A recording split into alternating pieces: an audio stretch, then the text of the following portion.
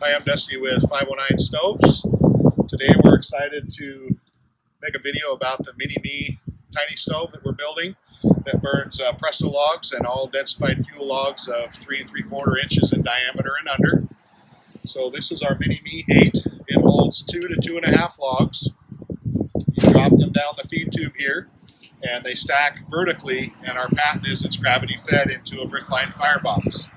So with our production model here, be available this summer. We're offering a pre-buy right now for $100 off. You've got 3/16 inch top. You've got a 3/16 inch door, hinges, 3/16 latch. You've got a 12 gauge damper on the underside. You've got exposed rivets.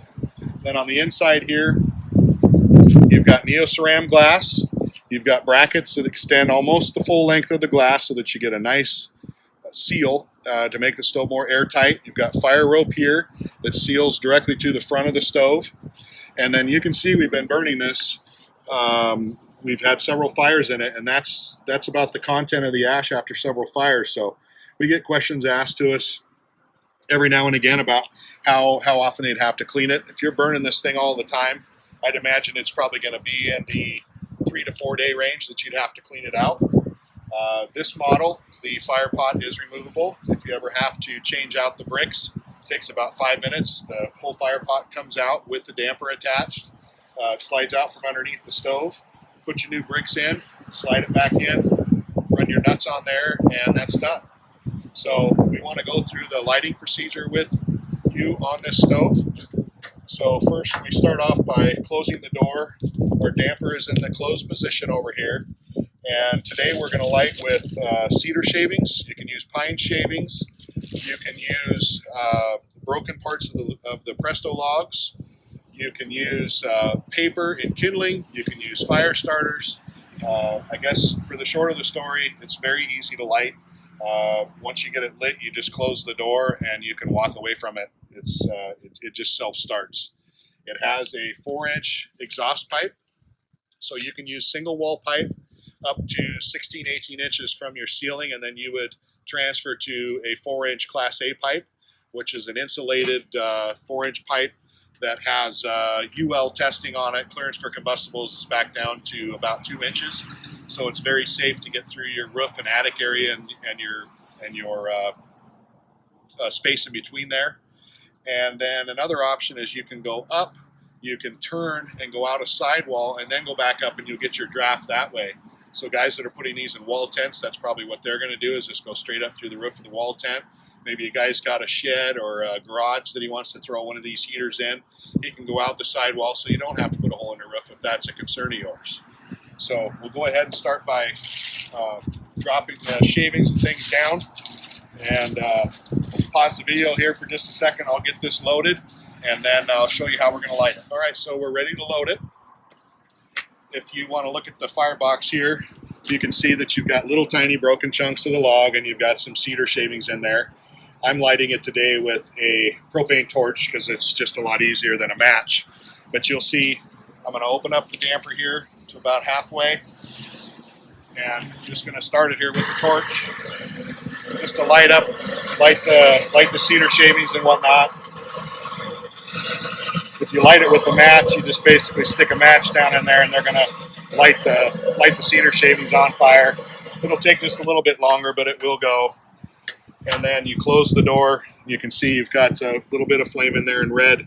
Once that builds up just a little bit more temperature, it's going to take right off, and you can open up your damper for some more air. If the fire starts to really flutter on you where it's getting too much air, it's real simple to close down the damper. And once it's lit and going, it's safe to burn.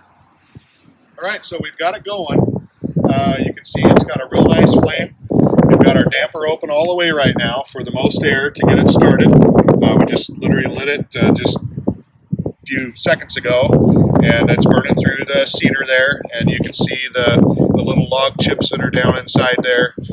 As it gets more air, it builds more heat, you'll build up your draft, and once it burns through all those little chips and gets to burning on the log, it burns really pretty clean. So one important thing that we wanted to talk about this stove, now that you see it burning, is the side panel that's built into the stove. It's 18 gauge steel, and you can see there's a gap along the top here with the stove, so you can already feel, even though this thing's only been lit, you know.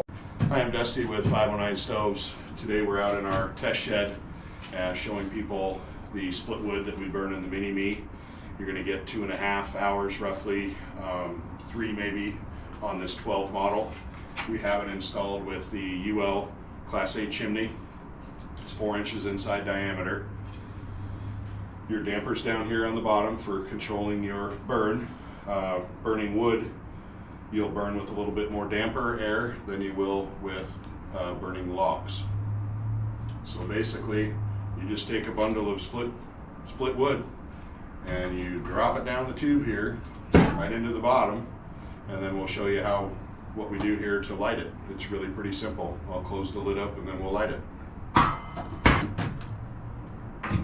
So as you're loading this stove with split wood, I forgot to mention that you can take a small round that's smaller than 4 inches and drop it down the tube just like you do your split wood, or you can take a piece of Presto log and drop it down, and what that's going to do is it's going to create a barrier between your layers so that your wood doesn't lodge together.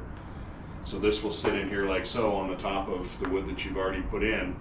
You drop your other wood on the top, and then you can close your lid and actually have several layers depending on the length of your wood to be able to get some extended burn time. One important thing to note is with most tiny stoves, if not all, you have to cut your wood into 6 to 7 or 5 inch pieces in order to load it into the door, into the firebox to burn it. With ours, if you're out of logs or you just want to burn split wood, we've got several people in the Midwest, Kentucky and Tennessee, that are burning, oaks and hardwoods, just because they've got all the free wood they can get their hands on, so it's preferential for them. This stove is going to burn as long, if not longer, than the other small stoves with split wood. So you're saving time, saving money on being able to put longer pieces of wood in this stove, and you'll get an extended period of burn time. And if you choose to burn logs, then we're tripling the time of just about every tiny stove that's out there. Hi, I'm Dusty with 509 Stoves in Post Falls, Idaho. Today we are out in the test shed. We've got a Mini-Me out here on our little man-made pedestal, and I've got some Presto logs. This is a Presto log made by Lignetics. It's 3 3/4 in diameter. It's approximately 12 inches long. You've got a round end on one side. You've got concave on the other. You can break that Presto log into smaller pieces very easily.